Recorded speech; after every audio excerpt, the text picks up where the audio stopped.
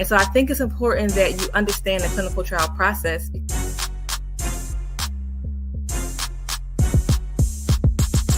I'm not saying that the pill is bad. I just want you to think about how to make health decisions for yourself.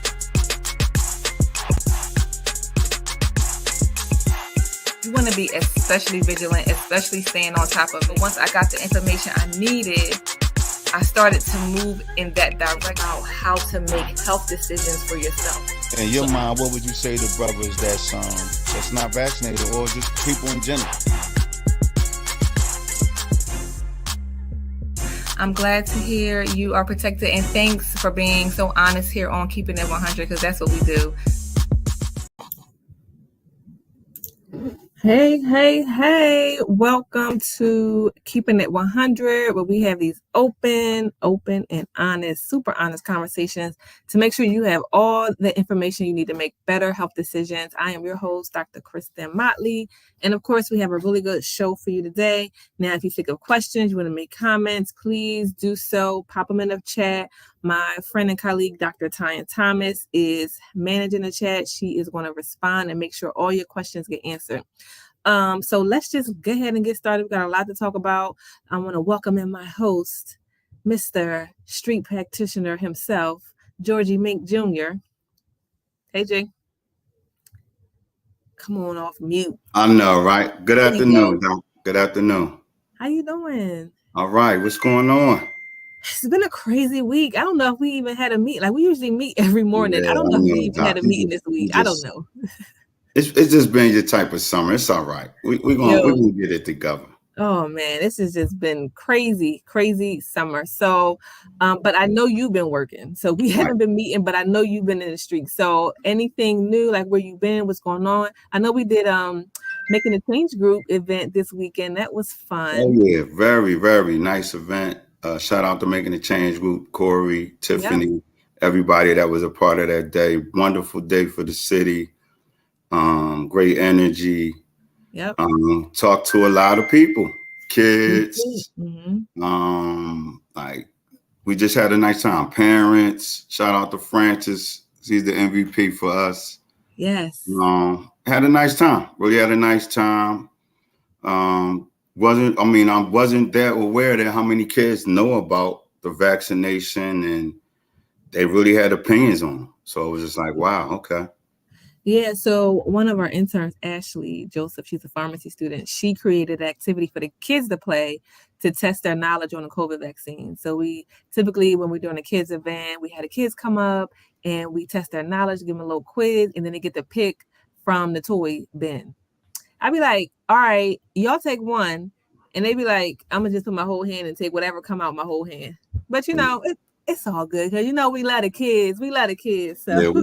It was nice though. It was nice. It really was. It always is. Have you been to any barbershops this week? Oh yeah. I've been to Trademark and Collindale. Good brothers in there. Nice. They know the importance of being vaccinated. I got a lot of questions about the upcoming winter. Like, what should be our next move, for the people that are vaccinated and boosted? Like, and I told them, I always say Doc says, so that's like we might have to start adding that on the segment, like a Doc said. Doc said,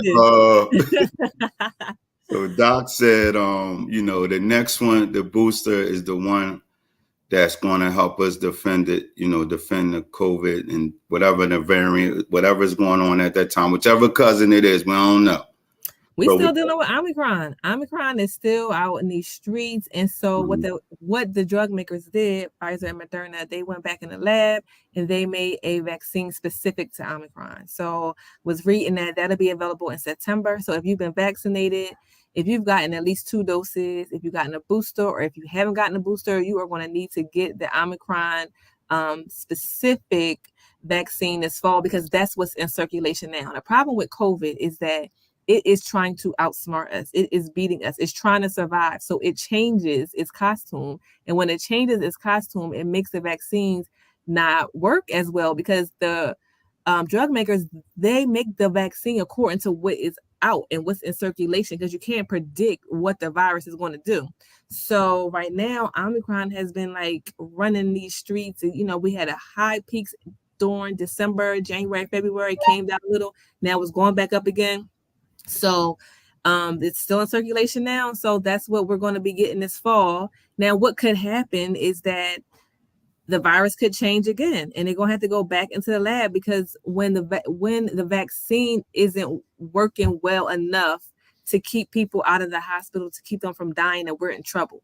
The good thing is that the original vaccine they came up with before any of these mutations or variants came out are still doing a good job keeping people from dying and keeping them out of the hospital. That is crucial. That was the goal. The goal was never to keep you from getting sick. It was never to keep you from spreading it. It was getting these people out of the hospital, or preventing them from having to go to the hospital, straining the healthcare system, and preventing them from dying. That was the goal since day one. It's still doing that. But with the Omicron specific booster that we'll get this fall, that will probably help people not get as sick, because it sucks to get COVID. Like, it sucks to be vaccinated, get COVID, and still get sick. But that's what's happening, because the vaccine that we got is not protecting as much against Omicron, because it didn't exist when the vaccine became available. So we're like always chasing it. So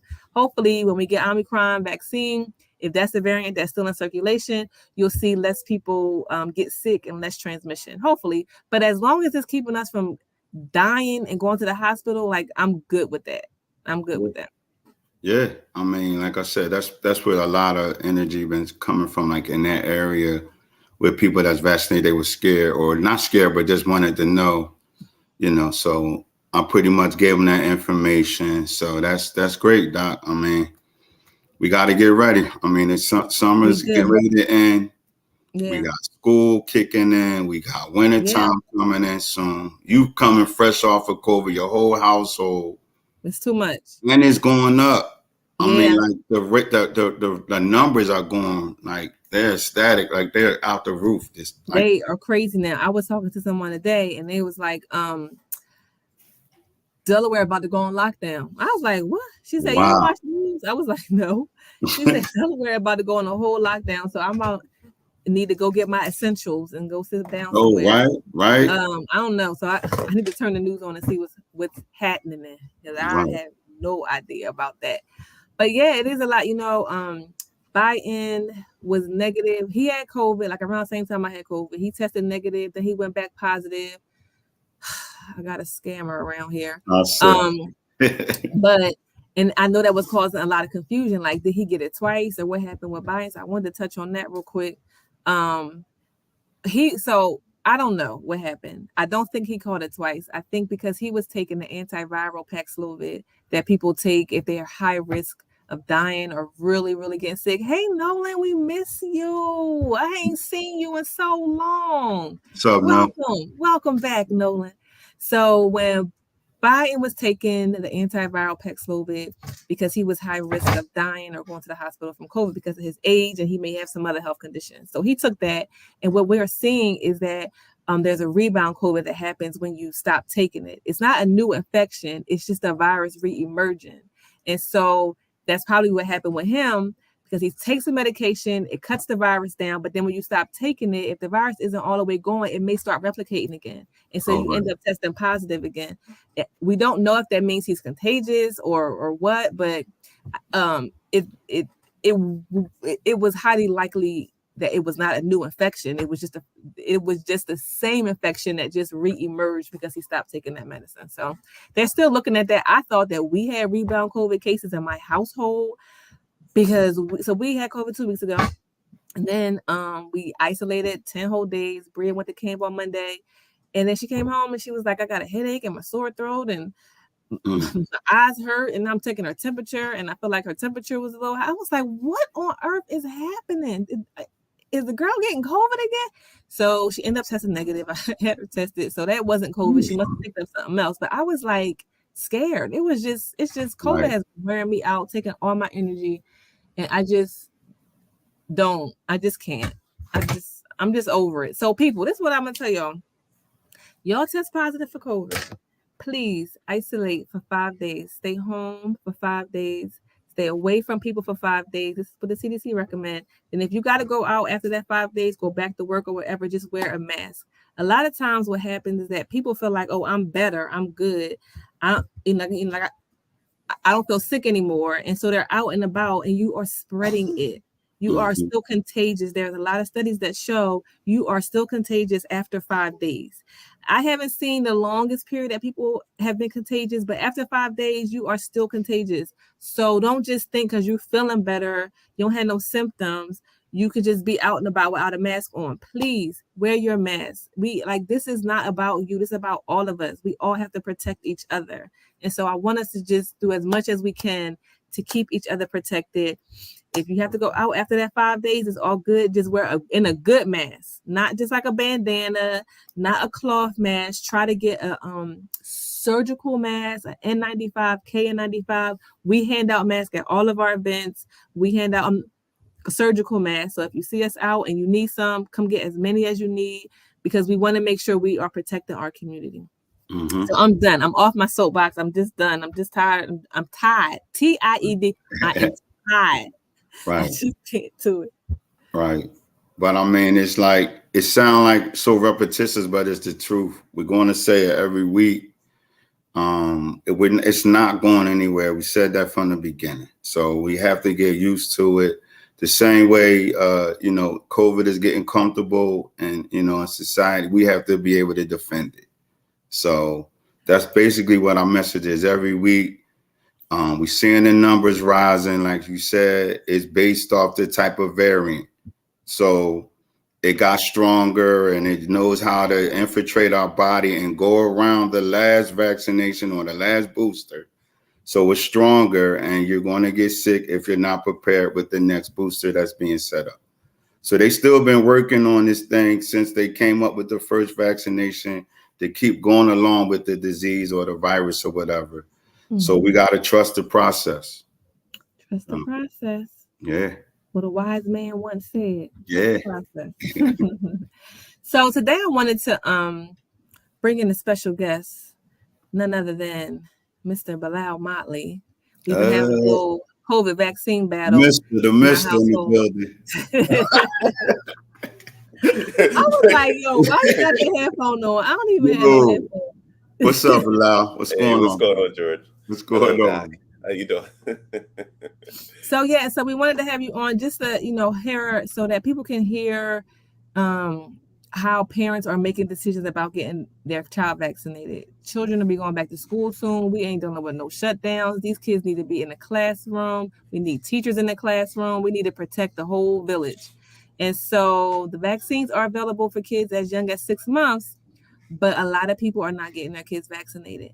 And I'm holding my hand up because I have a 2.5-year-old and he hasn't been vaccinated yet. And I know we talk about this a lot. And, I just feel like I just want to wait and just see what happens. I mean, and this was before he got COVID. So I was like waiting and you were like, well, what if he ended up getting COVID and he's not vaccinated? So we went through all that. And now I feel like I got even more time because now he got COVID. He had COVID. He's protected some, but now I'm like, I don't even know how protected he really is. So I'm just struggling. But let's hear your take on this, Mr. Motley. How do you feel about getting Noah vaccinated?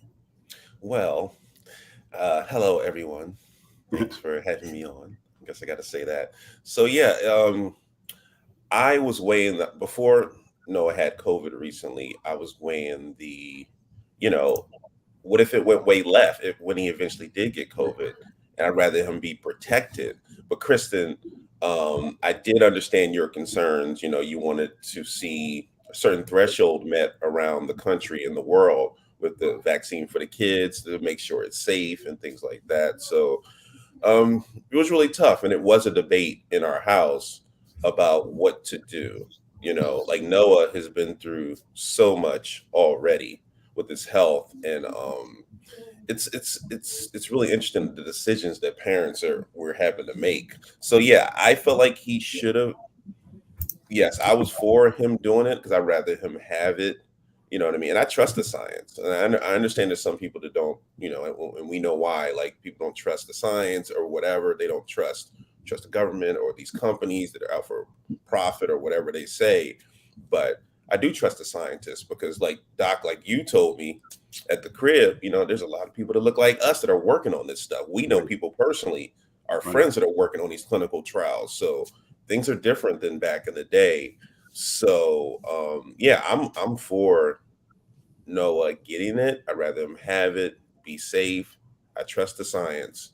And yeah, but I do understand the people that don't. So we got to find a way to, you know what I mean? Like, there has to be a way to bridge that gap. And that's what this shows like this is for. You know what I'm saying? Like, just getting that information out there from trusted faces like George and Doc. Yeah. Right. So one thing, Bilal, like, even before I guess the question came up with Noah and the kids, what was your initial feeling? Like, you know how we get down, how brothers, how we think. Right. You know, you educated, but you still have your own way of thinking. Mm-hmm. So as far as when it first went down, did you have any hesitancy at all? Like, as far as when the vaccination first came out, even when it was like whispers in it before it even came all the way out? Because you know that's what it was boiling up to. It was boiling to the vaccination. So even before it came out, what was your personal like feeling? So when the pandemic started, I'm an essential worker. I was working at Drexel, and I ran all their facilities, and I ran my own campus next to City Hall, the Center City campus. So I was around, and I'm a different case. I was around like a lot of doctors, and obviously I live with Kristen. And Kristen, I call her little Dr. Fauci, you know, right. Notorious Fauci. You know what I'm saying? I like that, Lil. I'm gonna use that. You know what I'm saying? No, use that. She home spitting facts. She got charts in home. Right. Like right. So okay. I kind of had a cheat code. You know what I mean? Because I had the information at home, and honestly, I wanted to be safe because I work mostly with you know, like I work with a lot of unions and contractors, and some, not all, but some had their own opinions. They didn't want to wear a mask when the pandemic started, so they all in my face, like, "Hey, what do you think about the flu?" Like, yo, man, you better get out of here, bro. So I was trying to be safe, man. You know what I mean? Because I need to be around for the Eagles to win the next Super Bowl. So you know what I'm saying? I don't know when that's going to happen, but I need to be here for that. You know what I mean? And obviously for my family and myself. Thank you. So sorry, I had to throw that. Yeah. But y'all in there somewhere. Yeah. So it was I had a sort of a cheat code just living with Kristen. Right. But I wondered if I wasn't with her and I was by myself. I don't know, because I grew up. My dad, you know what I mean? He had that little arrogance, man. We don't get sick. You know what I'm saying? Like, it was that little swag. Like, we don't get sick. We don't even get colds. Exactly. Put a little Tuscan on that, John. You know what I'm saying? You gonna be all right. You know what I'm saying? That old school way of thinking. So if I wasn't with Kristen, I don't think I would have got it, because I never got the flu shot until I was with her. Wow. I was like, man, I don't need no flu shot. I'm from Chester. Come on. You know what I'm saying? Like, I don't need no flu shot. You know what I mean? We don't do anything. We make it do anything. What? Yeah, man. You know what I'm saying? So yeah, if I wasn't with her, I don't think I would have got it. Wow. Unless, and a lot of people in this boat, unless your job made you, and my job made us get it. It was like low key. Suge Knight. They kind of was like, if you want to keep working here, you're gonna need to get this. So it was like they didn't say it, but it was like, look, or they did it so you had to get tested. Oh, we gonna test you like every day. You know what I mean? If you don't want to get it. So nobody want to be tested every day. That's going to interrupt my Netflix at work. You know what I'm saying? Like, I can't be having that. You know what I'm saying? Allegedly, Drexel. So okay, yeah. I throw that in there, but you know what I mean? Yeah. So if I wasn't with her, I don't think I would have got it, because I had that arrogant mindset, man. Because I never get sick. Right. Getting the flu shot was a big deal for me. I was like, well, why would I inject the flu? The flu, because the way it works, right, Chris, you inject the flu inside of you to protect you. I was like, why would I do that? That's not how it works. I never told you that. Oh, my bad. I saw that on Wikipedia. Oh my god. My bad. So, whatever. I saw it on Wikipedia. He saw that somewhere. Okay, now you're going to set it up. They do not inject the flu to give anybody a flu shot.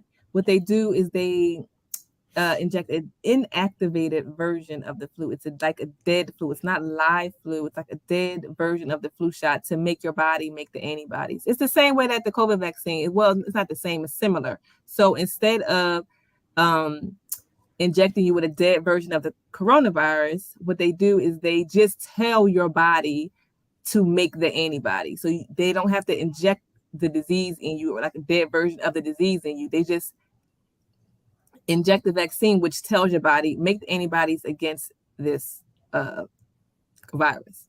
So that's how vaccines work. Just telling your body to make the antibody so that when you're really coming up against it, you had a protection that you need. So Chris, so when you explained that to me like 10 years ago, or whatever, I don't have 12 degrees like you. So I processed that through the east side of Chester in my brain. It was like, it sounds like I'm getting the flu. Yeah, so you're giving me the flu, like you're giving me the flu, and yeah, so that's why I can fight it better when I really get it. Okay. Oh gosh, I gotta do better. I'm gonna get better at my teaching. But now, so all right, so okay, fine. So we want to bring everything up to date. We already know like of the COVID episode in the Motley household. Yep. So like, as far as like as a parent, now I'm talking to you as a parent, like you already was pretty much for it. But I mean, I know it had to like upset you, and it also had to, especially since no one is going back. Like, first of all, I guess this was his first year in daycare, right? No, baby. Yeah. Well, he just went to daycare. He was already sick before COVID and then got COVID. Yeah. So I'm basically with you now. I feel like it's like 2 against 1. So I'm thinking we probably just need to take Noah after we get off the show. Right. Who's going to take exactly. I want now? Exactly. But no, to get back to the question though, so you fully invested into the process of the vaccination. Like for your family, your children, even Bree, like, you know, your oldest. So it's just like, right. You know, like, so you're pretty much there. Like, it's no questions. Yeah, because the reason why, and I told Kristen this when we got this, like, who knows what would have happened. Like, I had like mild symptoms. I had an annoying cough. You know what I'm saying? My throat was a little funny. You know what I mean? But, you know, I ain't been to the gym since the first Iraq war. You know what I'm saying? So I'm like, I don't know what would have happened if I didn't have a vaccine. You know what I'm saying? Like, you know what I mean? I ain't been working out like that. Like, I'm not in the best shape right now. So who knows what would have happened? I'm not, you know what I mean? I'm not taking care of myself that well. You know what I mean? And it's, I don't know. It would have, I'm thinking we'll never know this. It could have been way worse. Definitely. You know what I mean? Because I was good. My temperature went up to like 100. I took you know what I mean? Took quick medicine. He was like, oh, my temperature 100. Yeah, because Kristen was like, Chris was like, yeah, see what happens if you get up to 102. I was like, nope, I'm at 100. Give me that medicine. I'm good. And I never went above that. I was like, I'm chilling. So this could have went way left. So I'm glad I had this, you know, and I'm not paid by Pfizer or nobody. Like, I'm just going off. This is me speaking to y'all. Like, I know the audience is mostly Philly, Delaware County, and larger. Like, I'm speaking to y'all. Like, this, I'm glad I had this because this could have went way left. And I was good, you know. I was back break dancing, you know what I'm saying? Like, I was good. I just had a few days where I felt right. I know, bro. You know how we shake stuff off. It's like Pop said, you know what I'm talking about? Exactly. I was like, man, that COVID ain't nothing. You know what I'm saying? But it was really, I'm thinking it was really the vaccine. Like, when I realized I got it, I saw that message. You know what I mean? You start, you know, you like the pulled Smokey on Friday. You like, you know what I'm saying? Like, I started feeling weird immediately. As soon as I started feeling that, as soon as I got that, saw that email. And so I think this could have went way left. And I'm glad I did have it. So yeah, that's just me. Like, I ain't forcing nobody to do nothing, but for me personally, I don't know what would have happened. Right. You know? Yeah. That's great. That's great. So Doc, you gotta chime in. You gotta chime in, little Fouch. You gotta chime in. I'm just glad that he made the decision for himself. So I mean, that's what all of our work is about. He got vaccinated before I got vaccinated. I was like, not ready yet.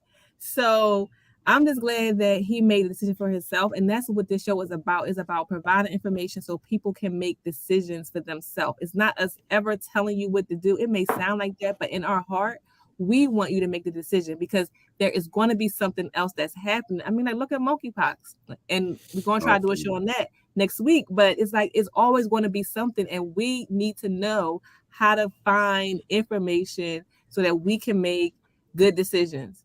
And we can't just like believe everything and anything we see or hear or read. We can't go by how we feel the entire time. We have to be able to know where to go to, who to talk to, so that we can make good health decisions, and we can stop all the, well, but Black people die at twice the rate, and Black people this and Black, and like we always get the worst of everything. We have to learn how to make good health decisions. The information is there. It just takes a process on knowing who to talk to, who to trust, and how to get the information and make decisions for ourselves. So I'm just proud that he made a decision on his own, because he was on board before I was on board. Right. It took me a while to get there. So I know it's not easy. It's not easy. But I want to just mention something that Nolan said about him telling his cousins not to get vaccinated, and he was watching, it looks like a film or something he was watching. The only thing, I'm not familiar with the film or the organization, but I would just say to everybody, know what you're taking in, because anybody can put anything on the internet. Anybody could make a movie, a film about anything. People, you just have to know the group, know the people, know the intentions behind people that are doing stuff and why they're doing it, who it's benefiting. A lot of times we see that diseases and things affect the Black community worse than it does other communities. And I wonder, is that how certain people want it? And do they push out information to get to our people to keep our numbers looking bad and hurting our community? And they know our community is going to eat it right up. Oh, they're going to eat it right up, because it's going to make sense. And, we're going to, tell this information, and it's going to sound so perfect, and it's going to make so much sense. They're going to eat it right up. And then look at us, still the number one people dying of COVID. And right. it's just, we got to protect our energy. We have to make sure we're putting stuff in front of us that, we know where it came from. It's been vetted. It's not just something that people put together to create a good story. We just have to be careful about that. Dr. Thomas, did you want to add anything? Yeah, I was going to ask Tyan to chime in too. Mm-hmm. She might. Can she hear us? She might be on double duty. I know she. Okay. She be busy with the kids and everything.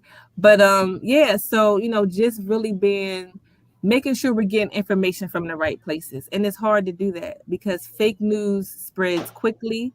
As you can see on social media, fake news just, spreads super fast. Oh, her mic's not working. So it's just, we just have to be careful. We just cannot believe everything you see on the internet. And you have to have trusted people that you can contact and reach out to that has quality information, not just garbage. Right. I'm not saying that's what Nolan is doing at all. I'm just speaking in general because I'm not familiar with that organization, so I don't know. Right. But we're really not going to go too crazy into the monkeypox, but I'm like curious, like what's your take on it, bro? Here we go with another one. I know. With 2 years, and this thing look crazy. So like I don't really, it might start turning you into a monkey, bro. You're gonna wake up and y'all gonna be having hands. I don't know. This has been because we're all trying to, because as humans we're all trying to like move on, and I get it. I'm trying to move on. You know what I mean? These variants, like move on, like you know what I'm saying, I'm like joking. just get my life out, get my life back, because I'm an extrovert. Kristen can stay in the crib forever and be happy. Right, I gotta get out there. You know what I'm saying? So I'm like you, Lam. Yeah. So yeah, George, it's just like another thing, and it's just like we got to stop and pause and be like, we're going through something. Like these last 3 years have been difficult. Like it started with Kobe, who I played, I was a freshman, he was a senior, but I played against him in high school, or Chester High School, we played against him. Right. And like started with that, then the pandemic, and then going to work, and you know what I'm saying? It was just, this is just never ending. It's not a monkeypox thing. Right. I don't know, man. I don't know what to say about that, but I know we just all got to watch our mental health, because like some jobs, like I still got to come into work and deal with all this stuff. Oh yeah, and I'm in charge of like the facilities at this nonprofit, so the cleaning. So they're heavy on cleaning. Oh, we're high touch service to clean all the services. So I'm uniquely, you know what I mean, tied to all of this. You know, making sure keeping COVID away from our patients at this nonprofit. You know what I mean? So yeah, it's just a mental drain. And it's just another thing, you know what I mean? I know we want to move on, and it's really tough. Right. Yeah. So I mean, that's what I've been getting, Doc, when I've been out there. Like, brothers ready to talk about that, and I'm just like, I mean, we have to start talking about it because it's coming.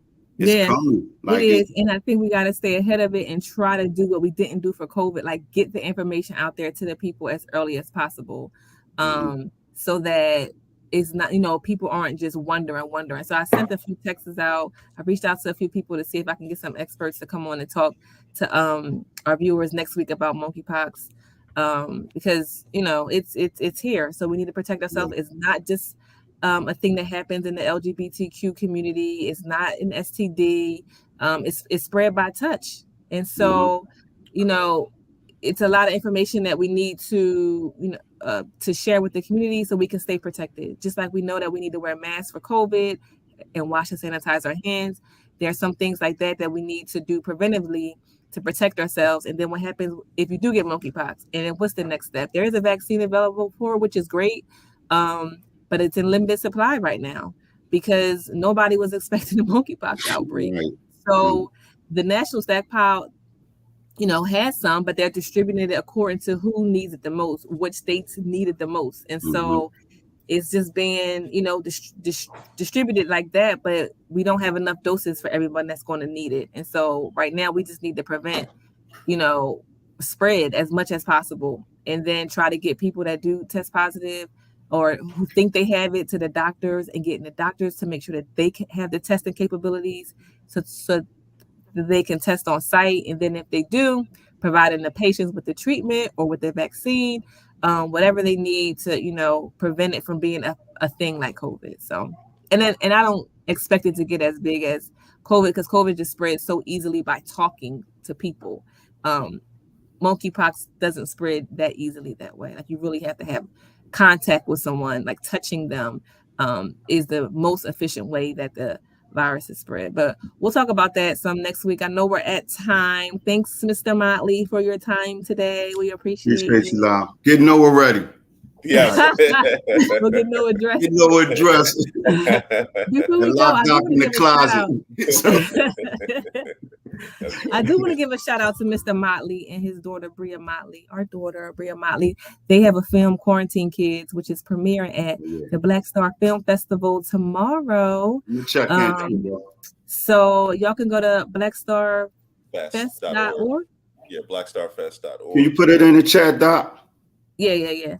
Tell us about the film real quick. Lil, you got 30 seconds. It was like, you got 2 minutes, bro. Go. Okay. It's a film that I co-directed with my daughter, Bria, who was 9 at the time. It's basically about her pandemic experience and how difficult it was. And and I think it's a universal story.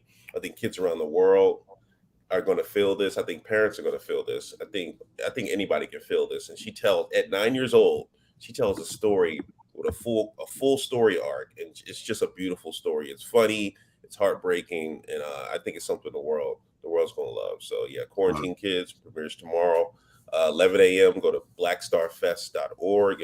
So it's gonna be nice. I'm doing this all for Chester, so Chester, PA. You know what I'm saying? Trying to put over for my city. So put over for the city. So everything I do is for Chester, for everybody there. So that's it. Appreciate it, bro. I'm gonna check in, definitely. Thanks, bro. Thanks, y'all. And again, I can't find my hotline phone, so if y'all need me, I did start an IG, so y'all can DM me at what's my IG? The Doc is on the ball. My bad. I'm sorry. Doc is on the ball. DM me. I do have my login. DM me. Doc is on the ball. I can answer your questions there. I'm going to find my hotline phone, or I'm going to start a new hotline bling, and we're going to go from there. All right, y'all. Everybody have a good day. Thanks for tuning in. Thanks. All right, Doc. Thanks, sir. Have a good one. All right, Ty. Thank you. Thanks, Ty.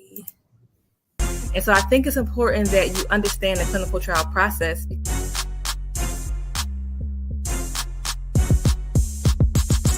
I'm not saying that the pill is bad. I just want you to think about how to make health decisions for yourself.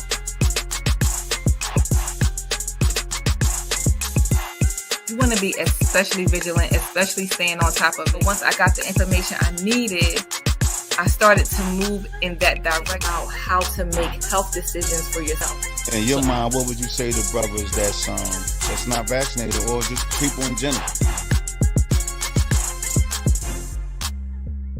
I'm glad to hear you are protected, and thanks for being so honest here on Keeping It 100, because that's what we do. I'm the only one still here.